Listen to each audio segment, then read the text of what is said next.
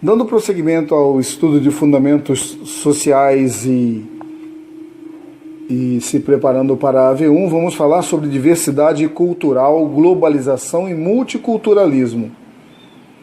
Em todas as sociedades humanas, percebemos a existência de diversos hábitos, costumes, linguagens, estilos de vida. Essa multiplicidade de formas de ver, sentir e inserir no mundo denomina-se diversidade cultural. Como consequência das grandes transformações verificadas com a expansão do processo de globalização nas últimas décadas, o mundo tornou-se cada vez mais marcado pela diversidade cultural e a convivência de diferentes formas de agir, de padrões culturais, de estilos de vida. Multiculturalismo. O multiculturalismo preconiza a interação entre as diferentes culturas sem hierarquização de saberes e modos de vida. Você pode refletir sobre a relação existente entre o tema multiculturalismo e o desenvolvimento de políticas públicas na área educacional voltadas para a efetivação da universalização do acesso ao ensino superior, por exemplo, bem como a inclusão do estudo da história e da cultura afro-brasileira e indígena nos currículos da educação básica brasileira, que demonstram a importância para o ensino da diversidade cultural no Brasil. O contexto histórico da formação da sociologia. Bom, sobre esse contexto histórico, vamos falar sobre o Iluminismo. O Iluminismo teve seu início no século XVIII na Europa. Ele começou na Inglaterra e na França. A ideia de valorizar a ciência e a racionalidade no entendimento da vida social tornou-se ainda mais forte.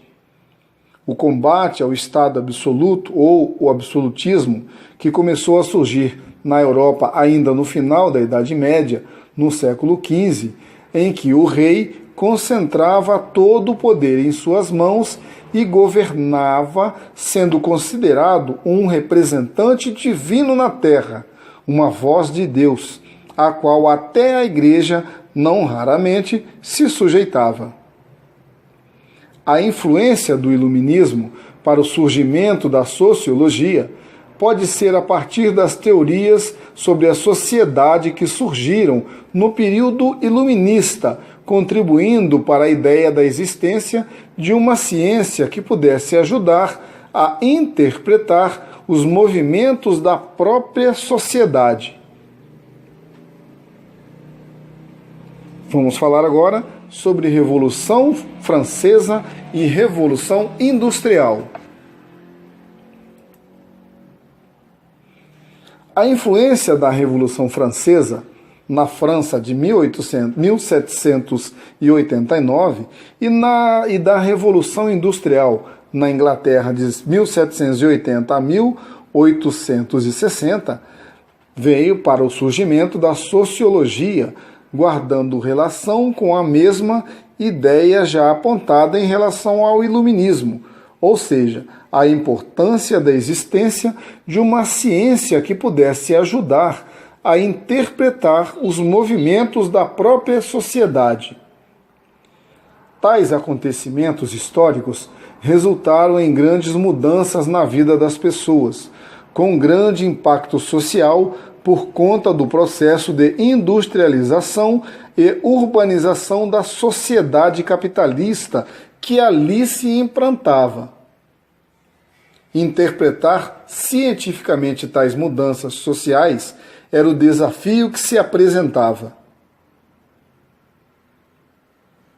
Vamos falar agora sobre o neocolonialismo e o darwinismo social. O século XIX foi marcado pela Revolução Industrial e pelo neocolonialismo, cujas consequências se projetaram para os séculos XX e XXI. O desenvolvimento industrial se fez acompanhar pelo desenvolvimento científico, que, por sua vez, impulsionou ainda mais a indústria em função de descobertas e invenções.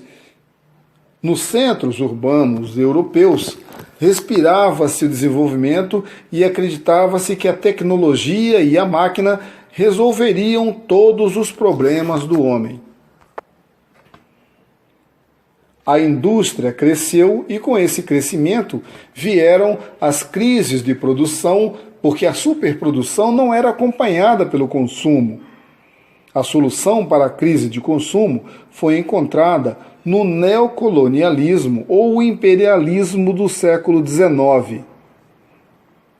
Esse colonialismo se direcionou para a África e a Ásia, que foi partilhada entre as nações europeias.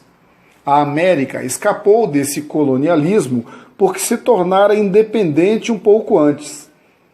Todas as tentativas de reação por parte das nações dominadas pelos impérios europeus foram enfrentadas com o uso das armas por parte das nações europeias.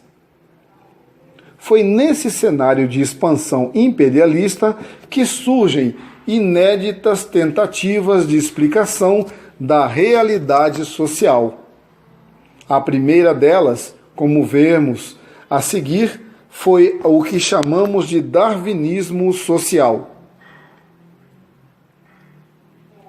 Por outro lado, as sociedades foram divididas em raças superiores e inferiores, cabendo aos mais fortes dominar os mais fracos e, consequentemente, aos mais desenvolvidos levar o desenvolvimento aos não desenvolvidos.